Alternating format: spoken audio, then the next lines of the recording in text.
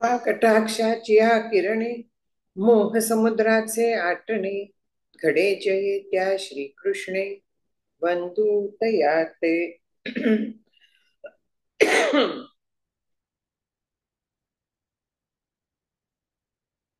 मूकं करोति वाचालं पंगुं लङ्घयते गिरिं यत्कृपातमहं वन्दे परमानन्दमाधवम्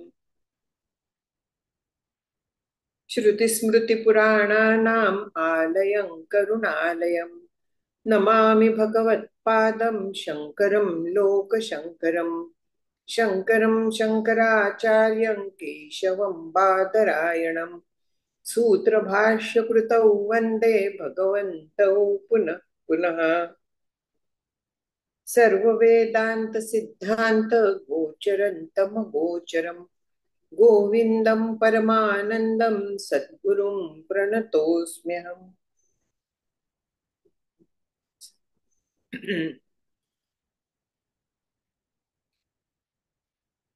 गेल्या वेळी आपण 384 पर्यंत पाहिलं होतं की जिथे स्वरूपाच्या ठिकाणी आता तू दृढ हो, म्हणजे दृढ आत्मज्ञान असून ते आज जे तुझं कोवळं आत्मज्ञान आहे तर त्याच्याऐवजी ते दृढ कर, म्हणजे तू त्याच्यातच कायम राहा, तिथे स्थिर राहा. आता तिथे स्थिर राहा म्हणजे आपण पाहिलेलं आहे की तो काही अखंड निर्विकल्प समाधीच्या अवस्थेत राहत नाही, पण त्याचं चित्त तिथे राहतं. बुद्धीचा निश्चय अखंड असतो, त्याला दृढ अपरिवर्तनीय अपरोक्ष असं नाव आहे. अशा पद्धतीने अखंड बुद्धीच्या निश्चयात अखंड त्याच भावात राहणं, भावनेत राहणं, भावात नाही मी म्हणू शकणार, पण मी ब्रह्म आहे ही 100% खात्री असणं, त्याच निश्चयात राहणं, सगळं जग ब्रह्मरूप आहे ह्या निश्चयात राहणं, असा तू राहा. त्याच्यासाठी तो अभ्यास कर सतत. आणखीन मग वैराग्य संपादन कर, सगळ्या अवस्थात उदासीन राहा भोगांच्या बद्दल. मग पुढे सांगतात की विशुद्धम अंतःकरणं स्वरूपे निवेश्य साक्षिण्यव बोध मात्रे, म्हणजे साक्षिणी अवबोध मात्रे शनैः शनैर निश्चलतामुपानयन पूर्णं स्वम एवा अनुर्विलोकयेत यत्. म्हणजे अर्थ असा होतो की हे सगळं करायचं आहे त्याच्यासाठी काय करायला लागतं, तर अंतःकरण विशुद्ध व्हायला लागतं. अंतःकरण विशुद्ध म्हणजे विशेष शुद्ध, म्हणजे अत्यंत शुद्ध, पूर्ण शुद्ध. त्याच्यात काय बिघडलं हे असे विचार मी केले तर पहिल्यांदा मी नकोय तिथे. आणि कुठलेही विचार हे आतल्या आपले जे काम त्याच्यापासून उद्भवणारे क्रोध वगैरे सगळे आहेत तर त्याच्यामुळे येत असतात हे अशा पद्धतीचे विचार. नको ते विचार जे येतात ते आपल्या मनात कुठल्या तरी इच्छा दडून बसलेल्या असतात, त्यांच्यामुळे येतात. आणि वैराग्याच्या साह्याने आपल्याला इच्छा काढायच्या, त्यांचं स्वरूप जाणून घ्यायचं आहे, कुठून येत आहे काय आहे ते बघायचं आहे. अंतःकरण विशुद्ध होणं म्हणजे मनात चांचल्य निघून जाणं, मलदोष ज्याला म्हणतात, विक्षेप दोष म्हणतात, हे दोष नाहीसे. हे मायेच्या अविद्या नावाचं जे आवरण म्हणून जो दोष आहे की माया स्वरूपावरती आवरण घालते. आवरण घालते म्हणजे काय करते, स्वरूप कळून देत नाही, स्वरूप ज्ञान होऊन देत नाही. आणि आवरण आल्यामुळे आपल्याला जग सगळं दिसायला लागतं, ते सत्यत्वाने वाटायला लागतं आपल्याला. जग सत्य आहे असा आपला भ्रम होऊन जातो. आणखीन जग सत्य आहे म्हणता म्हणता मग त्याच्यातनं आपण पदार्थ अमुक पाहिजे तमुक पाहिजे तर मला सुख मिळेल, मी ब्रह्म आहे सुखरूप आहे हे विस्मरण होतं त्या आवरणाच्या मुळे. आणि म्हणून मग आपण मलदोषाकडे जातो. मग कुठच्याही पद्धतीने मला पाहिजे, पाहिजे म्हणजे पाहिजे ह्या ह्याच्यात जातो आपण. हे रजोगुणापासून निर्माण झालेले आहेत. अमुक पाहिजे, मलाच पाहिजे, माझ्याशिवाय कोणाला नको, मी म्हणजे ग्रेट. समर्थांनी फार छान रजोगुणाचा सगळा त्यांच्या रजोगुण निरूपण नावाच्या समासात दिलेला आहे. रजोगुणाचे हे सगळे आविष्कार. आणखीन याच्यातून आपल्याला बाहेर पडायचंय. मी म्हणजे देह नाही हे जेव्हा पक्क होतं, तेव्हा मग हे देहाला पाहिजे म्हणजे मला पाहिजे म्हणजे देहाला पाहिजे, हे सगळं जात. अंतःकरण शुद्ध व्हायला लागतं. त्याच्यातनं रजोगुण तमोगुण हे कमी कमी व्हायला लागतात. 100% कुठलाही गुण नाहीसा होणार नाही. आता मी बोलतेय तिथे रजोगुण काम करतोय. रात्री झोप झाली, तमोगुणाने काम केलं. शेंडी तुटो पारंबी तुटो अभ्यास करणार तमोगुणाचं काम आहे. निश्चय. निश्चय म्हणजे अशा पद्धतीचा निश्चय. सगळे गुण आपल्याला उपयोगी आहेत. कुठलाही गुण जात नाही. पण सत्वगुणाच्या मुळे आपण अभ्यास करू शकतो. त्या रजोगुण तमोगुणाला योग्य वळण लावू शकतो. आणि ते करताना मग अंतःकरण ज्याच्यातनं अशुद्ध रजोगुण अशुद्ध तमोगुण हे नाहीसे झालेले आहेत. विशुद्ध म्हणजे वास्तविक पाहिलं तर त्याच्यातनं त्रैगुण्य विषया वेदा निस्त्रैगुण्यो भवार्जुन हे जे सांगितलंय, गुणांच्या पलीकडे जा. गुणांच्या पलीकडे जा याचा अर्थ गुण ताब्यात ठेव. गुणांच्या पलीकडे आपल्याला जाता येत नाही, कारण देह त्रिगुणांचा बनलेला आहे. 3 गुण आणि पंचमहाभूत यांचा देह बनलेला आहे. त्यामुळे गुणांच्या पलीकडे म्हणजे गुण टाकता येत नाहीत आपल्याला. पण पलीकडे जा याचा अर्थ ते ताब्यात हवेत. ताब्यात हवेत म्हणजे काय? सत्वगुण कायम वर पाहिजे. रजोगुण आणखीन तमोगुण शुद्ध स्वरूपात त्यांच्या त्यांच्या उपयोगाच्या ठिकाणी ठेवायला पाहिजे. हे 3 गुण ताब्यात ठेवणं आहे. आणि हे 3 गुणांच्या पलीकडे जाणं आहे. पलीकडे जाणं म्हणजे ओलांडून पलीकडे नाही जात. ते टाकून देत नाही आपण. ते आहेतच नाही, असणारच आहे. आणि असं जे अंतःकरण असतं ते शुद्ध अंतःकरण असतं, की ज्याच्यात वाईट विचार येत नाही, वाईट ऍक्शन होत नाही, जिथे अखंड अनुसंधान परमेश्वराचं राहतं. हे विशुद्ध अंतःकरण आहे. आणि हे अंतःकरण स्वरूपे निवेश्य. स्वरूपात म्हणजे साक्षीत, अवबोध मात्रे, म्हणजे जो ज्ञान मात्र साक्षी आहे. आता इथे साक्षी म्हटलंय. साक्षी हा शब्द सापेक्ष आहे. पण तरी पण काहीतरी म्हणायला लागतं त्या ब्रह्माला. ब्रह्म सुद्धा सापेक्षच आहे. जे बृहत आहे, जे व्यापक आहे, फार मोठं आहे, त्याला ब्रह्म म्हणतात. तसाच साक्षी शब्द आहे, की ह्या जगात कुठेही लिप्त न होता जो केवळ त्याला ज्ञान होत असतं सगळ्याच, तो साक्षी आहे. हा साक्षी म्हणजेच मी आहे, म्हणजेच मी ज्ञान मात्र आहे. चैतन्य हे माझ्यामुळे आहे. चिदाभास रूपाने मी बुद्धीला चेतन करते. बुद्धी वास्तविक अचेतन जड आहे, पण त्या बुद्धीला देहाला चैतन्य कुठून आलं? त्या बुद्धीला चैतन्य मी दिलेलं आहे.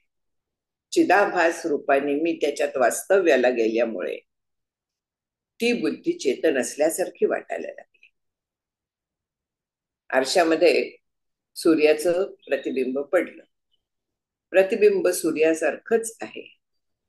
उष्णता सुद्धा आहे तिथे थोडी. प्रकाश देताय, सगळं करताय, पण ते नाही. त्याचे गुणधर्म जरी असले सगळे त्या प्रतिबिंबात, तरी देखील मूळ सूर्य आणि प्रतिबिंब याच्यात भेद राहणारच आहे. प्रतिबिंब हे सूर्यावरती अवलंबून आहे. आणि हे सूर्यावरती अवलंबून असल्यामुळे मी प्रतिबिंबासारखं त्या बुद्धीमध्ये पडलेलं प्रतिबिंब म्हणजे चिदाभास आपण पाहिलेला आहे. तर हा चिदाभास जो आहे तो बिंबाचे गुणधर्म जे सच्चिद आनंद रूप आहे ते सगळे त्याच्यात आहेत. फक्त लिमिटेड प्रमाणात, कारण छोट्याशा त्या बुद्धीत पडलेला आहे तो. आणि जी बुद्धी असते तर ती संपूर्ण देहाला व्यापून असते.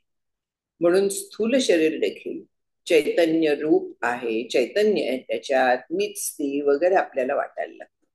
भ्रम जो होतो त्यामुळे होतो. पण ते आपण जेव्हा ओळखतो तर तेव्हा आपण साक्षीत्व करायला शिकतो. मग देहाचं साक्षीत्व करायचं. माझे श्री गुरु नेहमी सांगतात की जे मी माझं आहे ते मी नाही, या पद्धतीने विचार करा म्हणजे साक्षीत्व करा. वेगळ्या पद्धतीने त्याला बघत राहा, वेगळेपणाने बघत राहा. माझा देह हे काम करतोय, बोलायचं नाही हे, पण आतमध्ये पाहिजे की देहाला झालाय, देहाकडून काम करून घेते, देह थकलो म्हणतोय, पण वास्तविक अचेतन गोष्टीला थकायचं काही कारण आहे का? कर काम, आपण हे करून घेऊ शकतो. कारण देह म्हणजे मी नाही, अचेतन देह आहे, त्याला माझ्यामुळे चैतन्य मिळालेलं आहे, माझा नोकर आहे देह. डॉक्टर काकांच्या भाषेत त्याच्याकडनं वाजवून काम करून घ्यायचं आहे. कोणाला आपण दिवसभर कामाला बोलवतो आणि ते वेळ इकडे तिकडे फुकट घालवणार नाही त्याची काळजी घेतो, काम सतत करून घेतो, वाजवून काम करून घेतो. देहाकडनं आपल्याला ज्या मुदतीत मिळालेलं आहे त्या मुदतीत माझं साध्य साध्य झालंच पाहिजे म्हणून त्याच्याकडनं वाजवून काम करून घ्यायचं आहे. आणि त्याच्यासाठी त्याच्याकडे वेगळेपणाने बघायला शिकायचं, साक्षीत्व करायचं. पण साक्षीत्व करताना हे लक्षात ठेवायचं की हा जो साक्षी आहे तो ज्ञान मात्र आहे, सच्चित आनंद रूप आहे. आणि मन मग त्या अनुसंधानात जेव्हा राहायला लागतं तेव्हा ते तद्रूप व्हायला लागतं. सतत जेव्हा तोच विचार करायला लागतं तर त्यावेळी ते तद्रूप होऊन जातं. पण हे करायला धैर्य लागतं. का लागतं? विषयांपासून दूर जायला लागतं, लोकांची बोलणी ऐकून घ्यायला लागतात. पूर्वी जी मित्रमैत्रिणी सगळी खाओ पिओ जिओचं होतं, तर त्याच्याऐवजी बाजूला गेली, कळपातनं बाजूला गेली, म्हणजे मग बोलणारच ना. घरातल्या लोकांचं, पूर्वी सिनेमाला त्यांच्या बरोबर जात होतो, टीव्ही बघत होतो, वेगवेगळे पदार्थ खात होतो. आता जर का त्याच्यातला इंटरेस्ट गेला असला तर घरच्या लोकांना पण वाईट वाटतं, तेही बोलतात की काय बस झालं आता तुझं, जरा ये माणसात. म्हणजे काय, माणसात नव्हतो पण माणसातच होतो, पण तरी देखील मनाने आपण त्यांच्यापासून दूर गेल्यासारखं वाटायला लागतं. बोलणी ऐकून घ्यायला लागतात, धैर्य लागतं तिथे, निश्चय लागतो. आणि हा निश्चय फार महत्वाचा आहे. जर का घरातले सगळेजण ह्या मार्गात असले तर सोपं होऊन जातं. पण जर का एकटच व्यक्ती असली तर मग हे धैर्याची परीक्षा होत असते. त्याच्यासाठी सोपा उपाय आहे, बोलायचंच नाही आपण काय करतोय ते. शेवटी मनाने करायची गोष्ट आहे ना. मन माझं मी कुठे ठेवते हे कळणार आहे का कोणाला? सिनेमाला जायला लागली, मी काहीतरी काम काढायचं.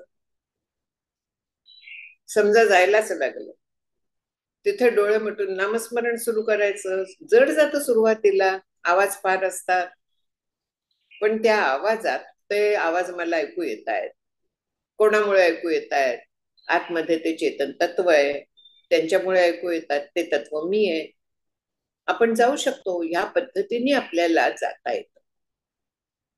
ज्याला काही करायचं आहे ना त्याला मार्ग मिळतात.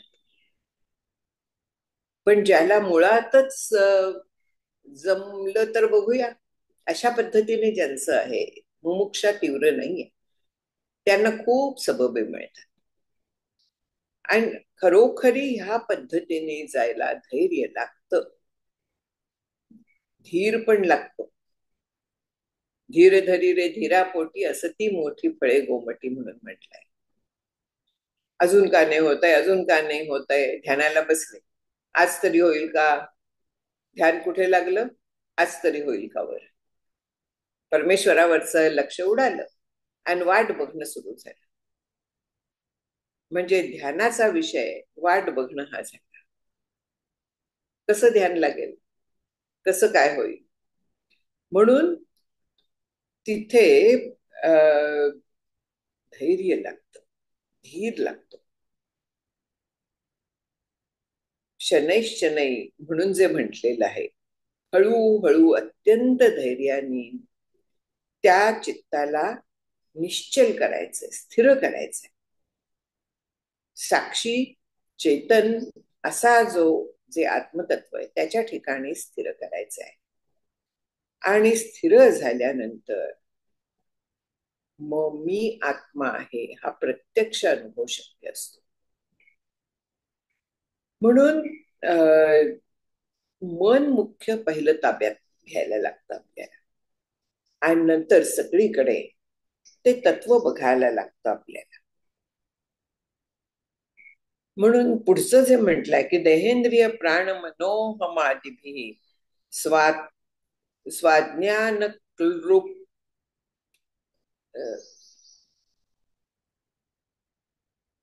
बरोबर आहे, क्लृप्तै रखिलै रूपादिभी विमुक्तमात्मानम अखंड रूपम पूर्णम महाकाशमिवावलोकयेत. ते क्लृप्तम कसलं रूप आहे मला काही माहिती नाही, मला संस्कृत येत नाही, त्यामुळे अर्थ प्लीज विचारू नका. स्वाज्ञान क्लृप्तै, क ला अर्धा क, त्याला अर्धा ल, त्याला र, म्हणजे भ्र वगैरे आपण म्हणतो ना तसा, आणखीन त्याला उकार, असा हा कॉम्प्लिकेटेड शब्द आहे. पण त्याचा अर्थ जो मला इथे दिसतोय तर ते स्वअज्ञान क्लृप्तैहि, म्हणजे अज्ञानाने कल्पिलेल्या असा इथे अर्थ दिलेला आहे. त्याचा अर्थ म्हणजे कल्पिलेल्या असा असावा, असा अंदाज. आपल्याला सुदैवाने इथे ह्या ग्रंथामध्ये संपूर्ण पदच्छेद दिलेला आहे, आणखीन पदच्छेदाबरोबर प्रत्येक शब्दाचा अर्थ दिलेला आहे, त्यामुळे मग तो लावणं आपल्याला बरं पडतं, ते शक्य होतं.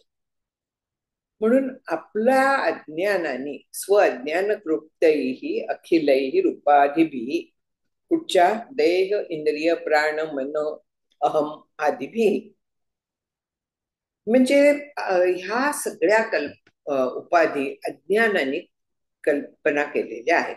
आपण हे सगळं पाहिलेलं आहे, याच्यात परत शिरायचं काही कारण मला दिसत नाहीये.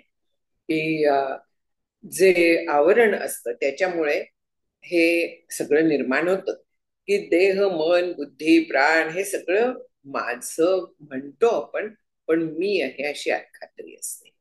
बोलताना माझं आपण लाख म्हणू, पण आतमध्ये ते मीच आहे असं आपली खात्री असते. पण ते माझे आहेत असं त्यांना उपाधीचं स्वरूप द्यायचं आहे. मी आहे म्हटलं की ते माझी विशेषणच आहेत, माझ्यापासून ती वेगळी नाही करता येत. पण त्या उपाधी केल्या की ह्या माझ्या आहेत, ह्या मी नाहीये. उपाधी अडत नाही, त्या वेगळ्या राहतात. विशेषण त्याच्यात एकरूप राहतं, विशेष्यामध्ये हे विशेषण एकरूप होऊन राहतं. आणि उपाधी जी आहे तर ती त्याच्यापासून वेगळी राहते, वेगळी राहून त्याचं ज्ञान करून घेते. म्हणून ह्या उपाधी आहेत, ह्याच्यात ते आत्मतत्व प्रतिबिंबित आहे. मी वास्तविक खरं जे बिंब आहे ते मी आहे, हा विचार पाहिजे. आणखीन तो आत्मस्वरूप कसं आहे तर आत्मानम अखंड रूपम, अखंड आहे ते, कुठेही त्याला छेद नाहीये. उदाहरण काय, महाकाशाप्रमाणे. महाकाश म्हणजे जे व्यापक आकाश आहे, माझ्या देहाच्या बाहेर, सगळ्या पदार्थांच्या बाहेर जे आकाश सगळं सर्वत्र व्यापून आहे, अखंड आहे ते. मी म्हणते की देहाने ते वेगळं झालेलं आहे, देहातलं आकाश वेगळं, अजिबात तसं नाही.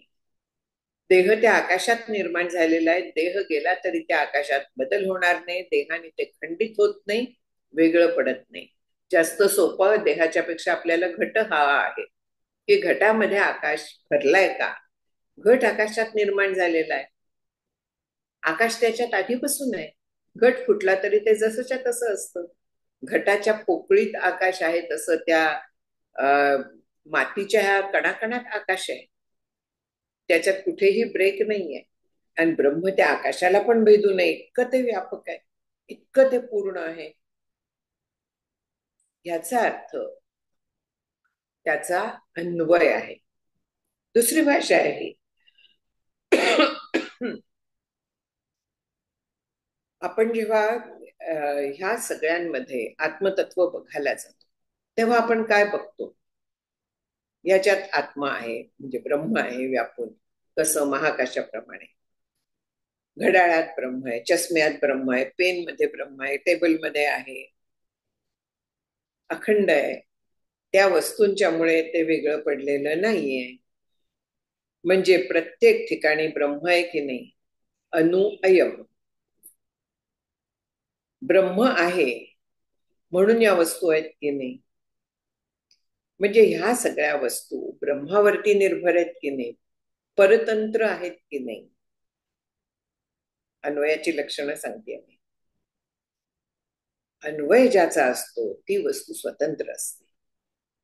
आणखीन ज्याचा व्यतिरेक असतो त्या अन्वयाच्या वरती अवलंबून असतात. फुलांचा हार घेतला आपण, फुलांची माळ घेतली, त्याच्यात खूप फुलं आहेत, आणखीन दोरा आहे. आता फुलं आपण एकमेकांपासून वेगळी करू शकतो. हे फुल वेगळं, हे फुल वेगळं, हे फुल वेगळं. दोरा प्रत्येक फुलात आहे की नाही? म्हणून ती माळ आहे ना. दोरा काढला तर प्रत्येक फुल विखरलं जाईल, ते माळ राहणारच नाही. माळ माळ राहिला, त्या दोऱ्यामध्ये ती फुलं ओवलेली आहेत, पण प्रत्येक फूल एकमेकांपासून वेगळं आहे, म्हणजे त्यांचा परस्परात व्यतिरेक आहे. पण दोऱ्याचा प्रत्येक फुलात अन्वय आहे. लक्षात घ्यायचा फरक की फुलांचा परस्परात व्यतिरेक आहे आणि दोऱ्याचा प्रत्येक फुलात अन्वय आहे. मला अवस्था आहेत, जागृती, स्वप्न, सुषुप्ती. आता मी जागी आहे. जागी आहे म्हणजे आता मी झोपलेली नाहीये, गाढ झोपलेली नाहीये, मी स्वप्न पण बघत नाहीये. म्हणजे ह्या दोन्ही अवस्थांचा जागृतीमध्ये व्यतिरेक आहे. स्वप्न जेव्हा बघत होते तेव्हा मी जागी नव्हते, तेव्हा मी गाढ झोपलेली पण नव्हते. म्हणजे स्वप्नात त्या दोन अवस्थांचा व्यतिरेक आहे. गाढ झोपेत जागृती आणखी स्वप्न या दोन्ही अवस्था नसतात, त्यांचा व्यतिरेक आहे. पण तिन्ही अवस्थात आत्मतत्व जे आहे ते कायम आहे. चिदाभास जो आहे तो कायम आहे. जरी गाढ झोपेत हे आपली बुद्धी, मन वगैरे लीन झालेले असले, तरी देखील तिथे ज्ञान नावाची गोष्ट आहे. आणि ते ज्ञान घेणारी सूक्ष्म बुद्धिवृत्ती आहे, अज्ञात सूक्ष्म बुद्धिवृत्ती. आपण मागे पाहिली होती, ती आहे तिथे. कळत नाही म्हणून अज्ञान. आणखीन ती लीन न होता तिथे असते आणि संस्कार घेते म्हणून सूक्ष्म आहे. अशी ती बुद्धिवृत्ती आहे तिथे. कारण जाग झाल्यानंतर आपल्याला आठवण होते, मला छान झोप लागली होती. ही आठवण जागे झाल्यानंतर आपल्याला होत असते. म्हणजे ते संस्कार त्या बुद्धिवृत्तीने घेतलाय, म्हणजे तिथे ज्ञान आहे, म्हणजे तिथे आत्मतत्व आहे. म्हणजे आत्म्याचा सुषुप्तीत पण अन्वय आहे. स्वप्नात ज्ञान आहे. पदार्थ मनच निर्माण करतं स्वप्नातले, आणखीन ज्ञान होत असतं. स्वप्नातल्या मीला ज्ञान होत असतं. स्वप्नातली मी कुठून आली? जिथनं ही जागृतीतली मी आली आहे तिथूनच आलेली आहे, अविद्येतनं. फक्त ते निद्रादोष सहित आहे आणि हे निद्रादोष रहित आहे, एवढाच फरक आहे. बाकी स्वप्न आणि जागृती ह्याच्यात काहीही फरक नाही. दोन्ही मन कल्पितम असंच आहे. म्हणजे ह्या ज्या अवस्था आहेत त्यांचा परस्परात व्यतिरेक आहे, त्या एकमेकांपासून वेगळ्या काढता येतात. पण सच्चिद आनंद रूप जे तत्व आहे ते तिन्ही अवस्थात त्याचा अन्वय आहे, ते तिन्ही अवस्थात आहे.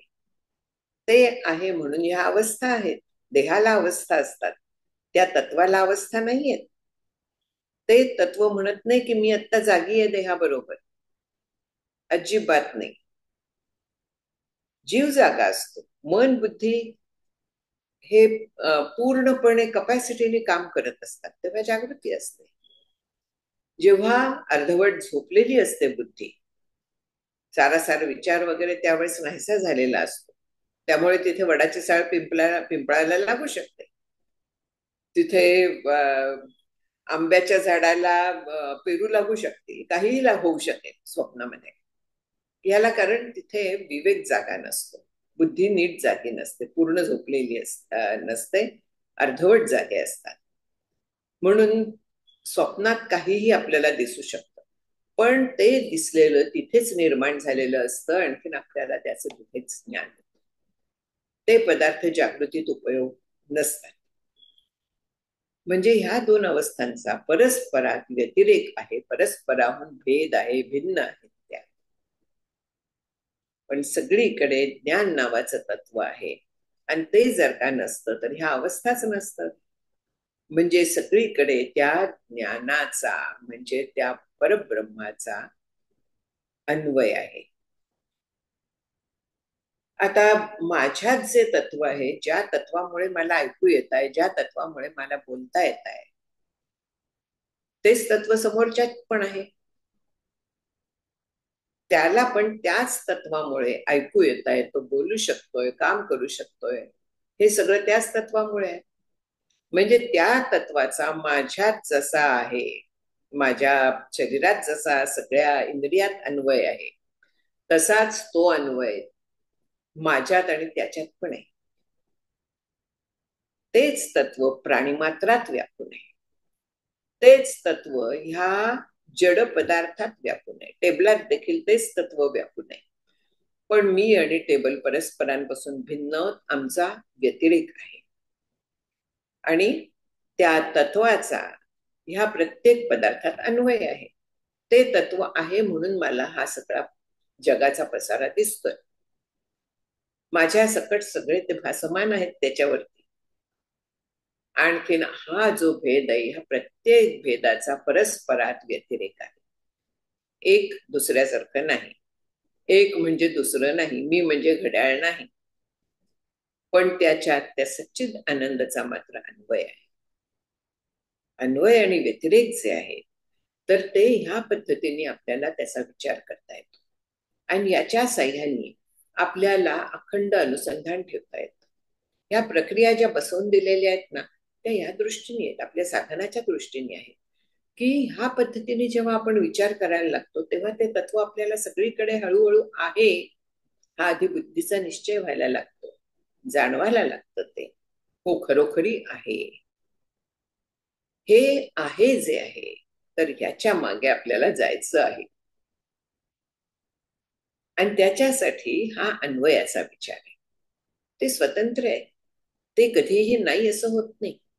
बाकीच्या ज्यांचा व्यतिरेक आहे तिथे भेद आहे, आणखीन ते अशाश्वत आहे, कधी असतात कधी नसतात. एक असतं तेव्हा दुसरं नसतं, अवस्थांच्या बद्दल विचार केला तर. म्हणजे ह्या व्यतिरेकाच्या ज्या सगळ्या गोष्टी आहेत, जिथे भेद आहे, जिथे बहुत्व नानात्व आहे, त्या सगळ्यांचा परस्परात व्यतिरेक आहे. आत्मा एकमेव अद्वितीय आहे, त्याचा सगळ्यात अन्वय आहे, तो स्वतंत्र आहे. आणि हा भेद जो आहे, तो त्या स्वतंत्र असणाऱ्या, सगळीकडे व्यापून असणाऱ्या अशा ब्रह्मतत्वावरती भेद हा निर्भर आहे. विक्षेप ही शक्ती मायेची म्हटलेली आहे. विक्षेप म्हणजे भेद आहे. हा भेद हे मायेच्यामुळे निर्माण झालेला आहे. माया ब्रह्मापासून वेगळी पण आहे, वेगळी पण नाही. माया तेची ब्रह्म, ब्रह्म तेची माया, वृक्ष आणि छाया जयापरी. म्हटलं तर वेगळे आहेत, म्हटलं तर एक रूप आहे. छाया शरीरावरती अवलंबून असते, माया ब्रह्मावरती अवलंबून असते. छायेचा व्यतिरेक आहे, ब्रह्माचा अन्वय आहे. ह्या पद्धतीने आपण ह्या अन्वय आणि व्यतिरेकाचा उपयोग करून घ्यायचा आहे. जडाजडी अंशी रहाटे जे सरसी ते चेतना गा तुझसी लटिके नाही. ही जड आणि अजड म्हणजे चेतन, ह्या सगळ्यात तेच चैतन्य व्यापू नये म्हणजे त्या चैतन्याचा अन्वय आहे. आणि जड आणि चेतन भेद आहे, दोन चेतनात भेद आहे, जग आणि ईश्वर भेद आहे, असे 5-7 प्रकारचे भेद सांगितलेले आहेत वेगवेगळे. हे भेद का सांगितले शास्त्राने, हा विचार करता यावा. हे जरी भेद दिसले तरी ह्या सगळ्या भेदात्मक वस्तूमध्ये त्या ब्रह्माचा अन्वय आहे. ते ब्रह्म सगळीकडे व्यापून आहे, तेच ब्रह्म हे सगळ्या रूपांनी नटलेलं आहे असा पुढे अनुभव येतो. म्हणजे ही हळूहळू सवय लावून घ्यायला लागते. आणि ही सवय लावणं हे अन्वय आणि व्यतिरेक ह्या विचारांचं काम आहे. म्हणून हा समजावून घेणं आवश्यक आहे. हा जरासा डिटेलमध्ये आज गेले त्याला, कारण इथे तोच विषय आहे सगळा. अखंड आहे आत्मा म्हणजे आत्म्याचा सगळीकडे अन्वय आहे. अखंड वस्तूच्या खंडांमुळे, वस्तूच्या परिच्छिन्नतेमुळे, वस्तू छोट्या आहेत त्यांच्यामुळे ब्रह्मात कुठेही भेद नाही. त्या वस्तूंच्यामुळे ब्रह्म वेगळं पडत नाही. आकाश जसं वेगळं पडत नाही तसं ब्रह्मही वेगळं पडत नाही. अशा पद्धतीने ह्या आत्मस्वरूपाचा आपण विचार करावा. देह इंद्रिय सगळीकडे तेच व्यापून आहे. जसं माझ्यात आहे तसं लोकांच्यात पण आहे, हा इथे विचार ठेवावा. आणि या पद्धतीने जर का आपण गेलो तर त्या अखंड जे स्वरूप आहे ते स्वरूप हळूहळू आपल्या अंतःकरणात रुजायला लागतं. मग अवघा रंग एक झाला, रंगी रंगला श्रीरंग. किती किती किती पद्धतीने संतांनी आपल्याला सांगितलेलं आहे. मला वाटतं मी गेल्या वेळे सावता माळ्यांचं पण एक पद सांगितलं होतं की बैल विठ्ठल शेत विठ्ठल वापी विठ्ठल गे, विठ्ठल वाणी मोठ काळी ती बी विठ्ठल गे. सगळं विठ्ठल रूप आहे. मुलगी विठ्ठल, पत्नी विठ्ठल आणि विठ्ठलाचा दास सावत्या तो बी विठ्ठल गे. इथे हे संपूर्ण तत्व चर आणि अचर यांच्यात बघितलेलं आहे.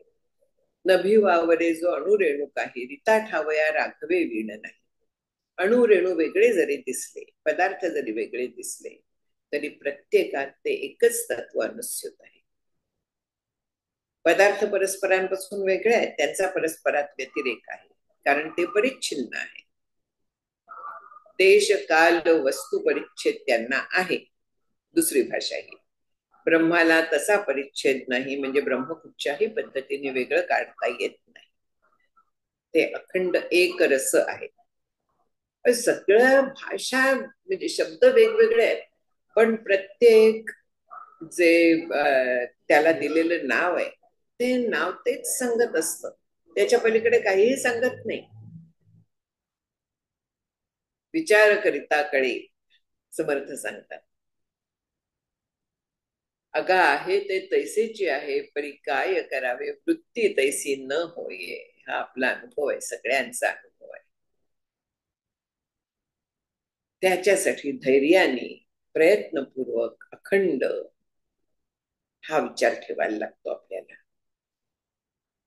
ह्या उपाधींहून आत्मस्वरूप पूर्ण वेगळं आहे. महाकाशाप्रमाणे ते अखंड आहे, सगळीकडे तेच व्यापून आहे. तया विण कुठे रिता ठाव नाही, हे लक्षात घ्यायचं आहे.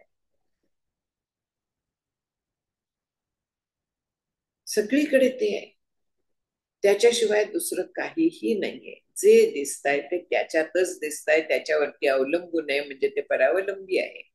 ब्रह्म स्वतंत्र आहे, कायम आहे. त्याला कसलेही परिच्छेद नाहीये. परिच्छेद शून्य आहे दुसरा शब्द.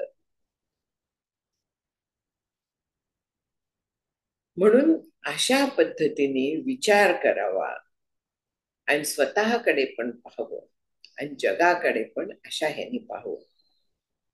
कारण शेवटी हे देह इंद्रिय प्राण वगैरे आले कुठून? अज्ञानाने कल्पना केलेल्या आहेत. हे मी म्हणजे देह ही कल्पना आहे. ती कल्पना दूर ते कल्पना सांडू न पाही तरी भूते माझ्या माझी मी भूती नाही. भगवंतांनी जो ऐश्वर्य योग सांगितलाय तो काय आहे? हेच आहे. अन्वय व्यतिरेकच आहे तिथे. ऐश्वर्य योगात जे म्हटलेलं आहे भगवंतांनी की भूत माझ्यामध्ये आहेत, मी भूतांमध्ये नाही. म्हणजे काय आहे? भूत जी आहेत तर ती माझ्या स्वरूपावरती भासतायत म्हणजे ती परतंत्र आहे. किंवा मी भूतांमध्ये आहे हे पण म्हटलेलं आहे. म्हणजे माझा भूतांमध्ये अन्वय आहे. पण भूत माझ्यात नाहीत, भूतांचा माझ्यामध्ये व्यतिरेक आहे. माझा भूतात अन्वय आहे पण भूतांचा माझ्यात व्यतिरेक आहे. भूत माझ्यात नाहीये. मी एकमेव अद्वितीय, भूत केवळ भासमान आहे. शब्द वेगळे वापरतात हो, अर्थ तोच असतो, काहीही भेद नाहीये त्याच्यात. हा आपण जेव्हा अशा पद्धतीने विचार करायला लागतो तेव्हा आपल्या लक्षात येतं आणि मग त्या शब्दांचा बाऊ करणं आपलं थांबतं. हे मला कळलं पाहिजे, ते मला कळलं पाहिजे. कशासाठी?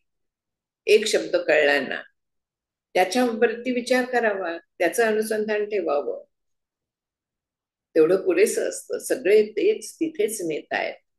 एकाच गोष्टीचं त्या वर्णन आहे, कधी या अँगलनी कधी त्या अँगलनी, कधी या शब्दात कधी त्या शब्दात, पण शेवटी जे वर्णन आहे ते त्याच गोष्टीचं आहे.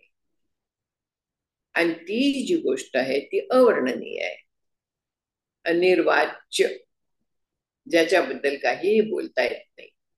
आणि बोलता येत नाही म्हणून 100 प्रकारांनी बोललं जातं. काहीतरी जर का पर्टिक्युलर्स त्याला असते, विशेष जर का काही असते तर त्या विशेषांचं वर्णन करता आलं असतं, थोडक्यात काम भागलं असतं. पण हे निर्विशेष पडलं, मग वर्णन कसं करायचं? मग ह्या प्रकाराने करायचं, त्या प्रकाराने करायचं, मग अन्वय व्यतिरेकाची प्रक्रिया बसवायची, मग विशेषण विशेष्याची बसवायची.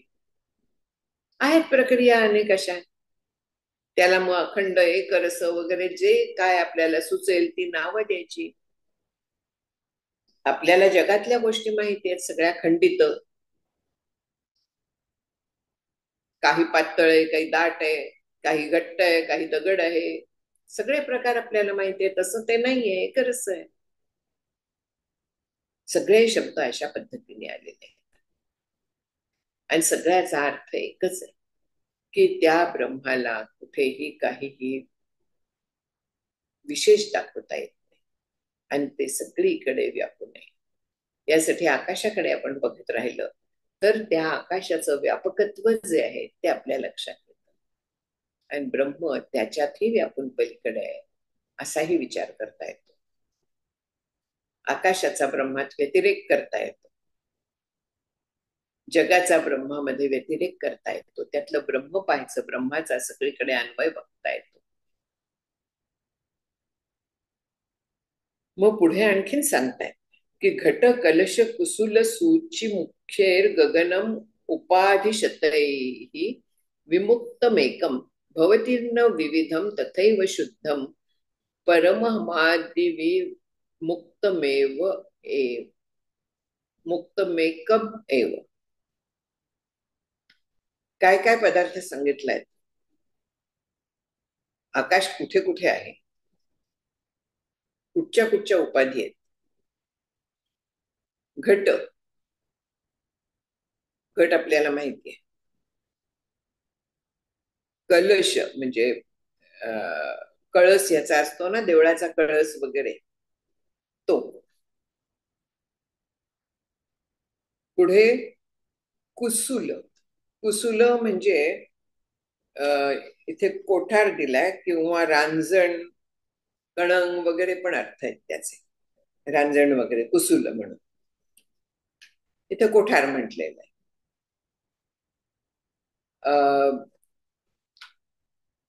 सुची म्हणजे सुईचं नेढं असतं ना, भोक ज्याच्यात आपण दोरा होतो त्याला सुची म्हणतात. इथे शंख म्हणून एक दुसरा अर्थ त्याचा दिलाय. अनेक एका शब्दाचे अनेक अर्थ असतात.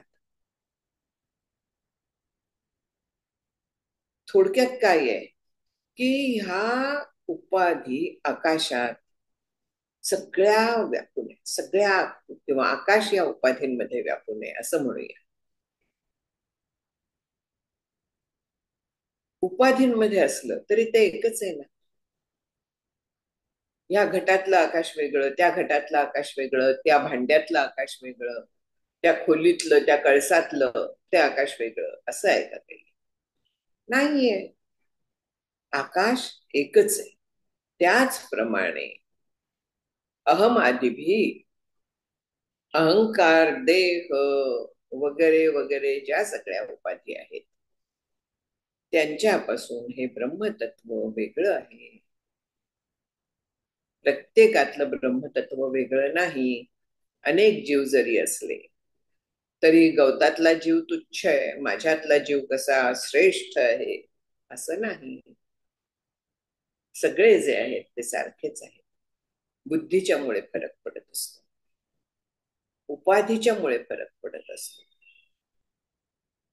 काचेचा बल्ब आहे, आतली वीज एकच आहे, त्याच्यात काहीही भेद नाहीये.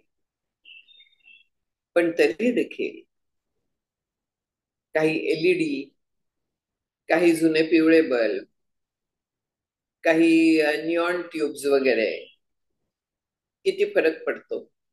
तीच वीज फ्रीज मध्ये जाते, एसी मध्ये जाते, गारवा निर्माण करते. तीच हीटर मध्ये जाते, गीझर मध्ये जाते, उष्णता निर्माण करते.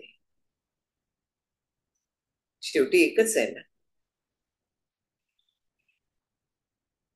पेशंटना शॉक द्यायला तीच वीज उपयोगी पडते. पैशांच्या आकड्याचा शॉक नाही मी म्हणत आहे. काही काही मानसिक रोगांच्या ह्याच्यात कधी कधी ऍक्च्युअल विजेचा शॉक द्यायला लागतो.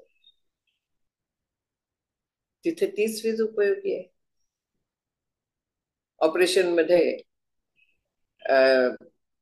कटिंग एक हे असतं, तिथे वीजच वापरली जाते. पूर्वी ही हत्यारं नव्हती सगळी विजेवरती चालणारी, तेव्हा स्कॅल्पेल घेऊन, म्हणजे सुरी म्हणूया आपण, चाकू, त्याच्या साह्याने कट करायला लागायचं. आणि कॉटरी म्हणतात त्याला, हे जे विजेवरती चालणारे आहे ते. कुठे कुठे काम करते वीज सांगा मला? पण वीज एकच आहे ना.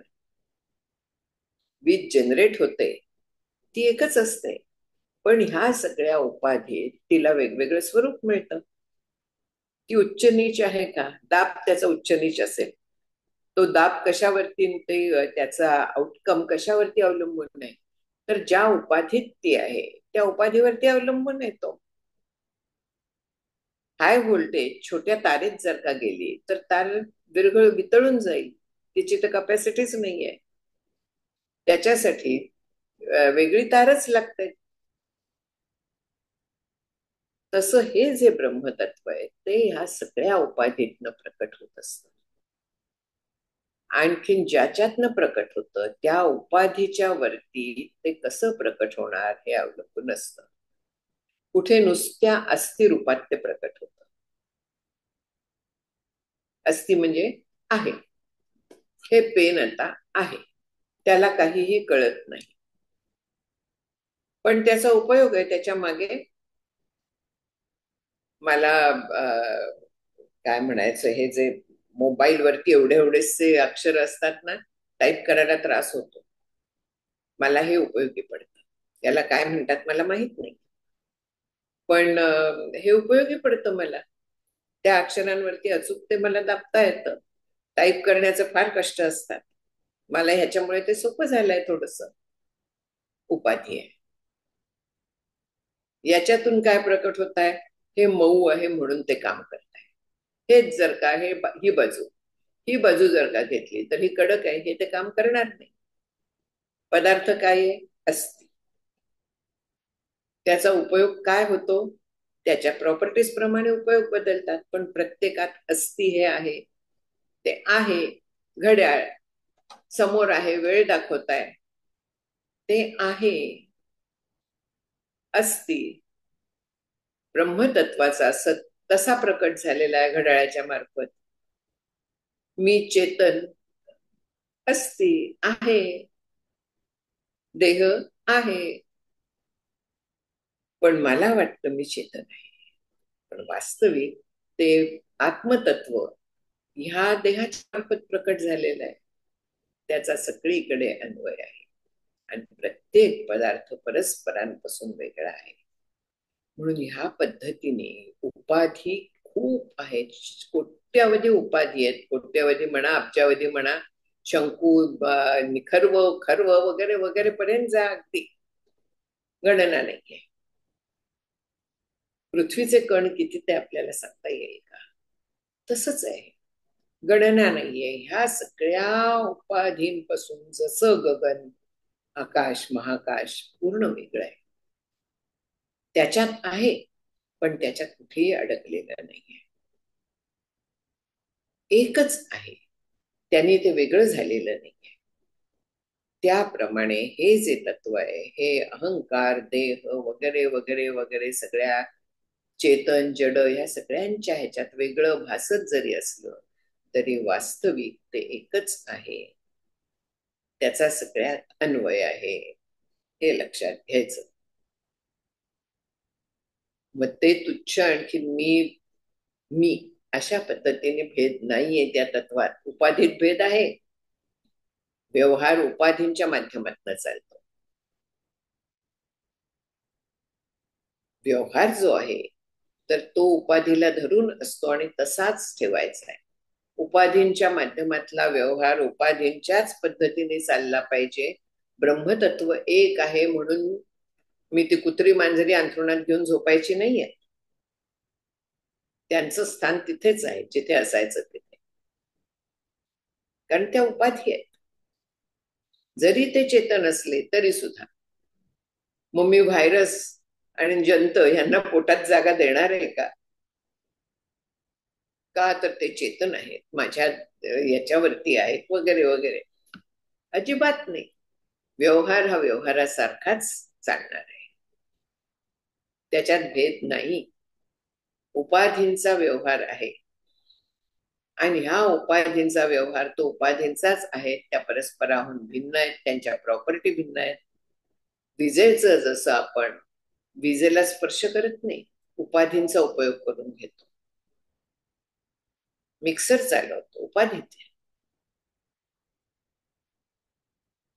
प्रत्येक ठिकाणी उपाधींचा उपयोग वेगळा असतो, आणखीन आपण त्या पद्धतीने करून घेतो, पण आपलं लक्ष त्या विजेकडे जात नाही.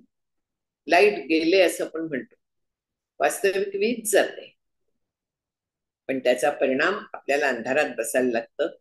पंखे नाहीत, पंखे असतात जागेवरच, वीज गेलेली असते.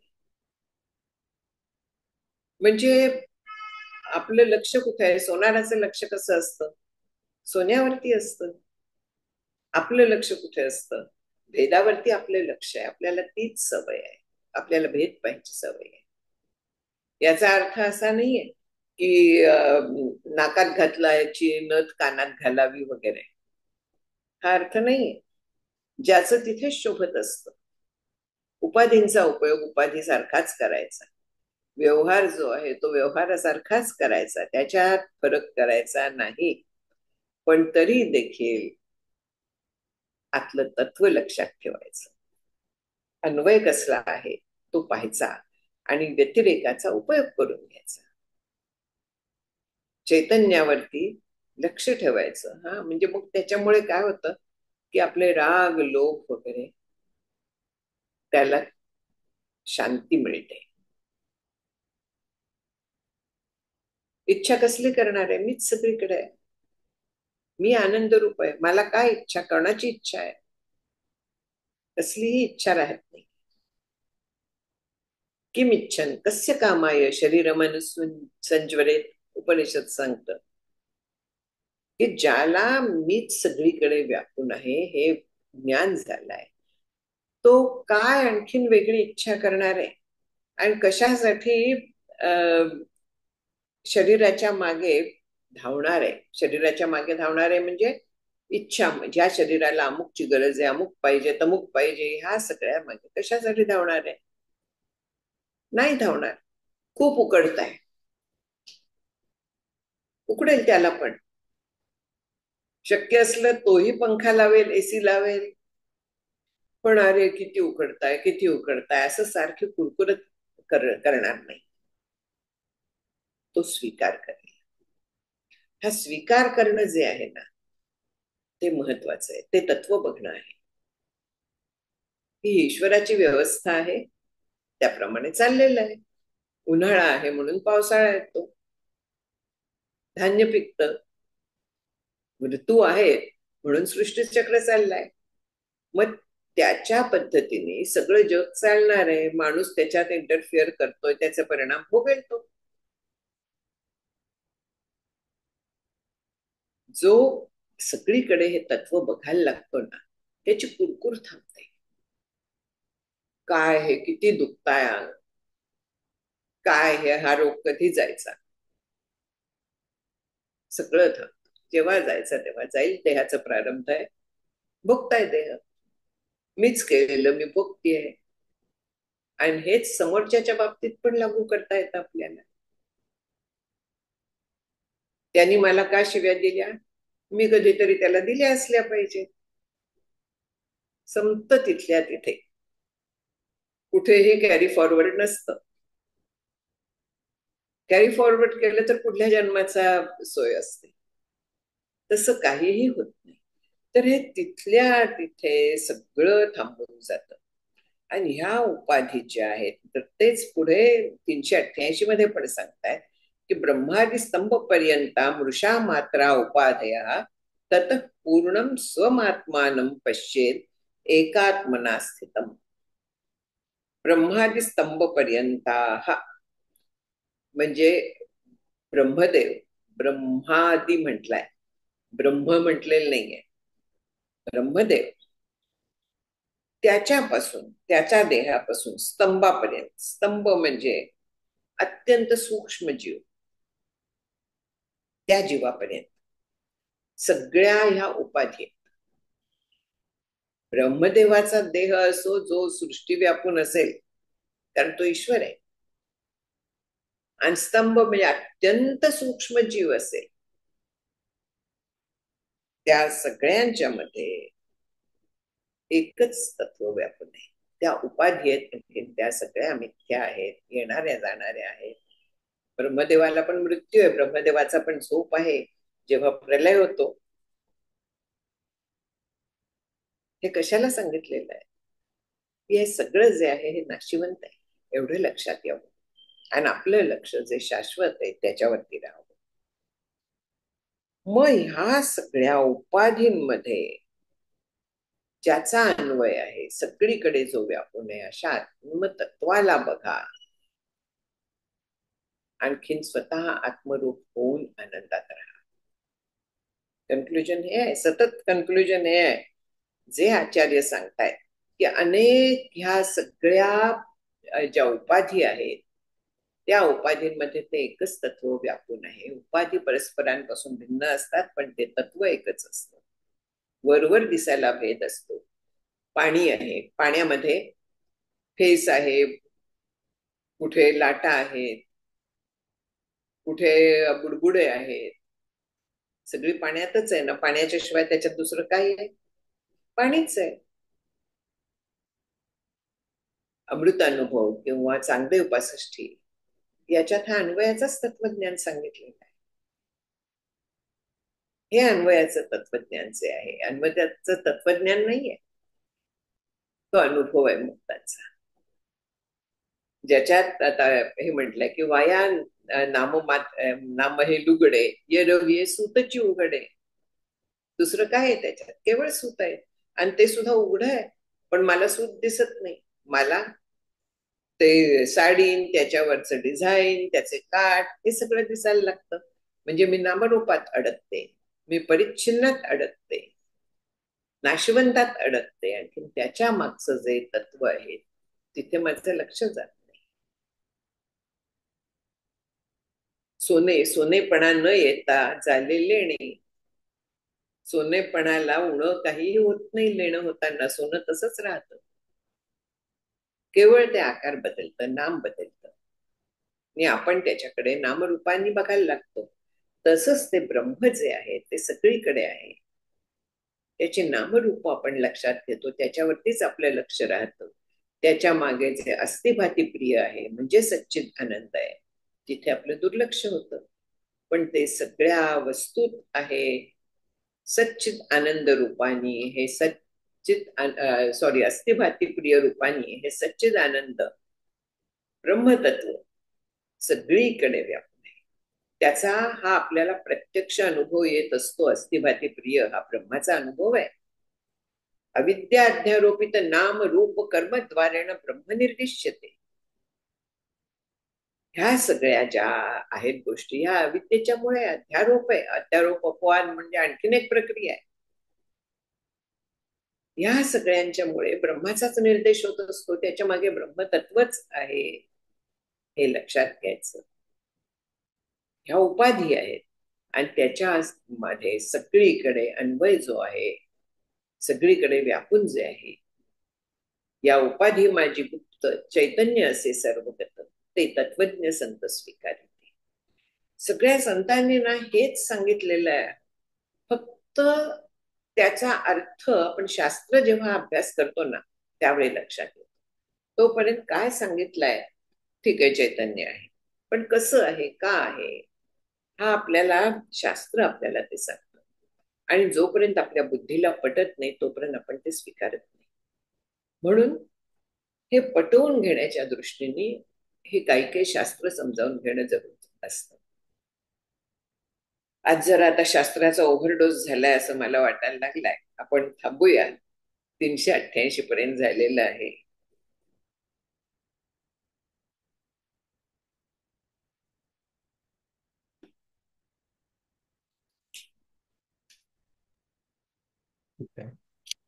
मला पुन्हा एकदा साष्टांग नमस्कार पूज्य ज्योत्स्नाताई. कोणाला प्रश्न असल्यास आपला मायक्रोफोन ऑन करा आणि प्रश्न विचारा.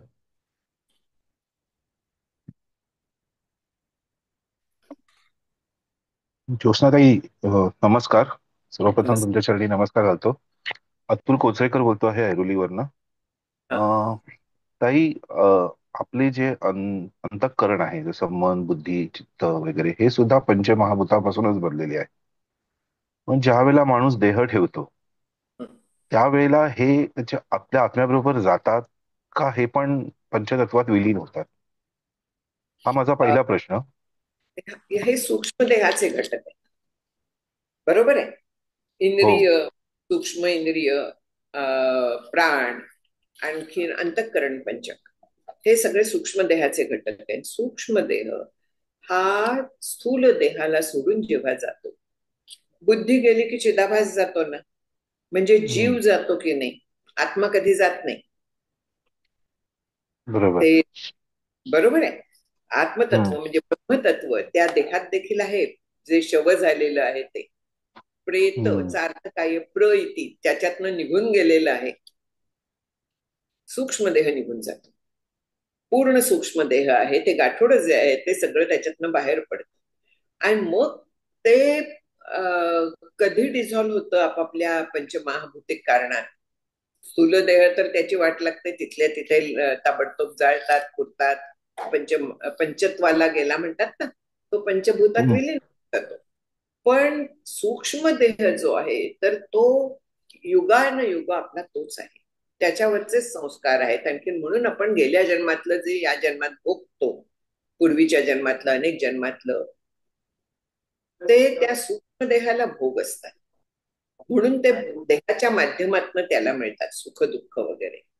आणखीन तो कधी जातो सूक्ष्म देह, ज्या वेळे ज्ञान झाल्यानंतर स्थूल देह पडतो त्यावेळे सूक्ष्म देह बाहेर पडत नाही, तो आपापल्या कारणात विलीन होऊन जातो. कारण पुढे जायला त्याचे कुठलेही प्रारब्ध संचित क्रियमाण काहीही शिल्लक राहत नाही, सगळं भस्मसात होऊन जातं ज्ञानाग्नीच्या ह्याच्यात. आणखीन मी ब्रह्म आहे ही त्याची इतकी खात्री असते की त्याचा बुद्धी तेजतत्वात वगैरे हे सगळे तिथल्या तिथे विलीन, तोपर्यंत तोच देह असतो. म्हणजे तो देह सुद्धा आपला काय म्हणतात पंचमहाभूतापासूनच बनलेला आहे का? होय, संपूर्ण. त्याचं कोष्टक दासबोधात वगैरे दिलेली आहेत की आता म्हटलं तसं बुद्धी तेज तत्वाची, चित्त जल तत्वाचं, मन वायू तत्वाचं. म्हणजे काय आहे, पंचमहाभौतिकच आहे ना. हो. ते त्याच्या त्याच्या स्वरूपात मूळ कारणात विलीन होऊन जातं.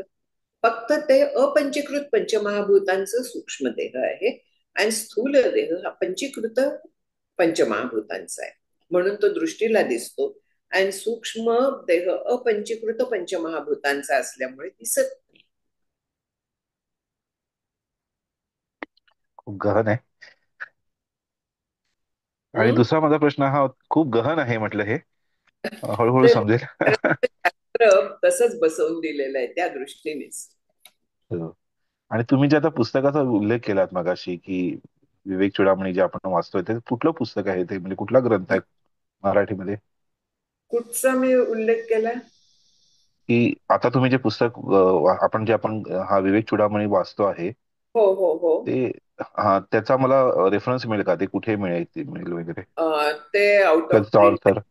आउट ऑफ प्रिंट आहे. त्याचं त्याचं PDF आपल्या ग्रुप डिस्क्रिप्शन मध्ये तुम्हाला सापडेल, हा. ऑनलाईन आहे. राल ओके. घरत राल घरत म्हणून आहेत, त्यांचा ग्रंथ आहे आणि PDF ओके. ऑनलाईन आहे. दुसरं मी सांगते, प्रसाद प्रकाशननी शंकर ग्रंथावली म्हणून एक सिरीज प्रसिद्ध केलेली आहे. तर त्याच्यात विवेक चुडामणी वरती एक स्वतंत्र तुम्हाला ग्रंथ मिळेल. मला वाटतंय कोणी लिहिला, पुण्याच्या आहेत त्या, नाव आठवत नाहीये मला, पण चांगला आहे तो पण. ठीक आहे ताई. धन्यवाद. थँक्यू. तो विवरणासह आहे.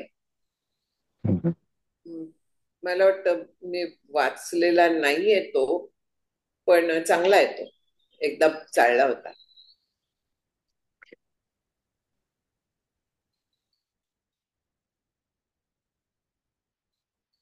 बाकी विवेक चुडामणी आणखीन तोही आउट ऑफ प्रिंटच आहे. कृष्णाजी कोल्हटकर म्हणून जे होऊन गेले ना, नाही त्यांचं योग वासिष्ठ आहे, सॉरी, हे नाहीये, विवेक चुडामणी नाही. बाकी कोणाचे असतील ग्रंथ, पण मी रेफर करते तो भरतांचा करते. धन्यवाद ताई. नमस्कार. नमस्कार मावशी. मावशी, तुम्ही म्हणाला जागृती, स्वप्न आणि सुषुप्ती, त्याच्यामध्ये जी स्वप्नावस्था असते त्याच्यामध्ये विवेक जागृत नसतो आपला. तर अशी अवस्था येते का की जेव्हा स्वप्नामध्ये पण विवेक जागृत असायला लागतो, म्हणजे असू शकतो, म्हणजे संतांची किंवा म्हणजे, आणि ते टेक्निकली आपण कसं त्याला सांगू शकू? मला प्रश्नच नीट कळलेला नाहीये. स्वप्नावस्था जी आहे त्याच्यात बुद्धी मन हे पूर्ण जागृत नसतं आणि त्यामुळे विवेक पूर्ण जागृत नसतो. कधीच नसतो का? नाही. अच्छा.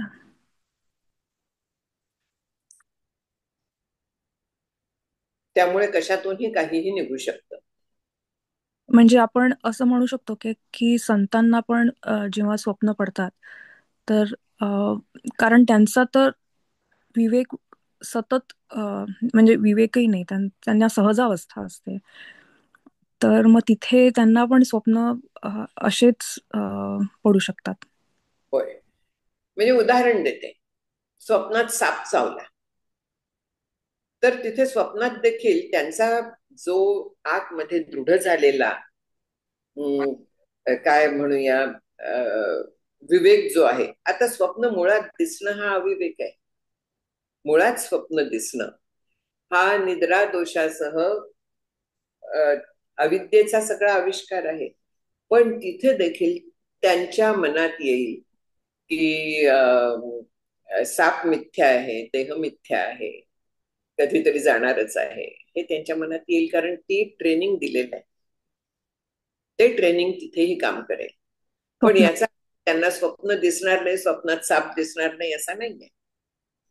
हा, म्हणजे मला तेच विचारायचं होतं की स्वप्नामध्येही त्यांचा तो विवेक म्हणा किंवा तो विचार जागृत असतो. तो जागृत असतो, तो दृढ झालेला असतो.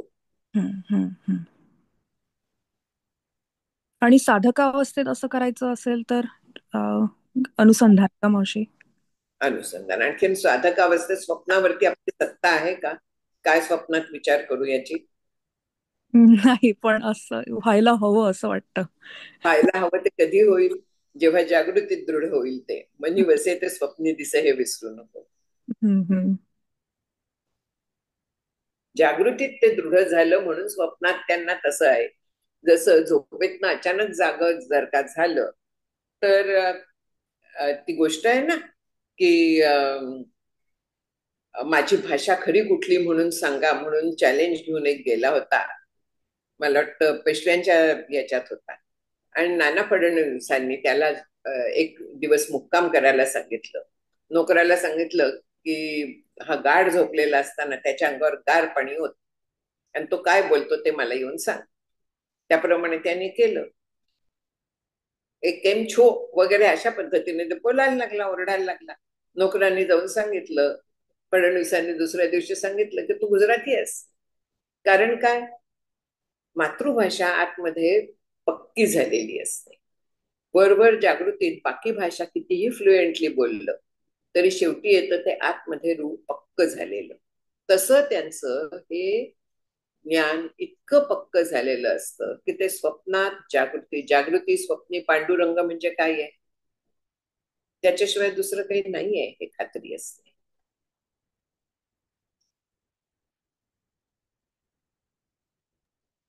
धन्यवाद मावशी.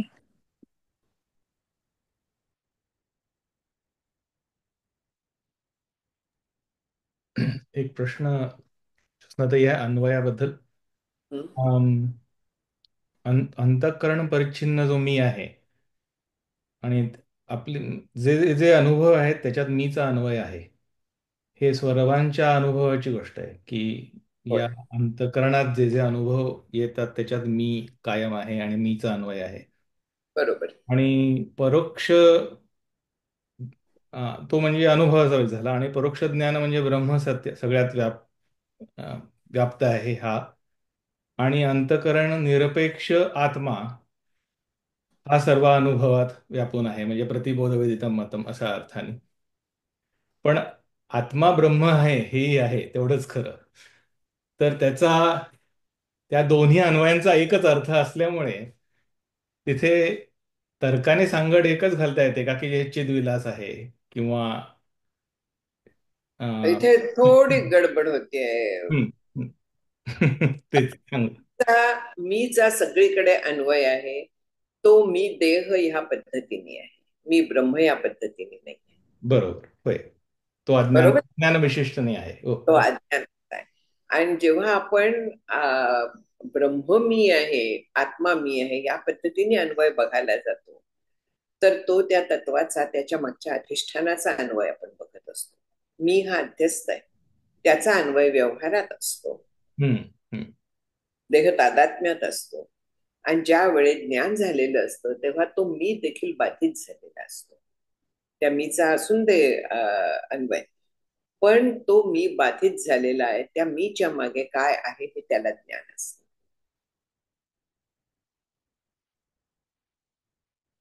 आलं. ओके. मला थोडस समष्टी आणि किंवा हा, जडात आपण ब्रह्म व्यापून आहे म्हणतो आणि चेतन किंवा जे जे जाणीव आहे त्याच्यात तेच तत्व व्यापून आहे. होय. आत्मा आणि ब्रह्म एकच आहे असं जे आहे. हम्म. त्याच्याबद्दल प्रश्न होता की दोन आत्मा आणि ब्रह्म एक आहे हे अन्वयाच्या भाषेत प्रत्येक पदार्थात जेव्हा आपण ब्रह्म बघायला लागतो, जड आता चेतनात जेव्हा विशेषतः बघायला लागतो, त्यावेळी आत्मा आणि ब्रह्म एकच आहे, तोच आत्मा सगळीकडे व्यापून आहे, या पद्धतीने आपण बघायला लागतो. जो फरक दिसतोय तो 3 गुणांच्या मुळे आहे, देहाच्या मुळे आहे, प्रारब्धाच्या मुळे आहे. पण तत्व तेच आहे सगळीकडे, असं आपण बघायला लागू त्यावेळे तो अन्वय आपल्याला कळेल. आत्मा ब्रह्म आहे आणि ब्रह्म व्यापक आहे हा विचार येईल. धन्यवाद.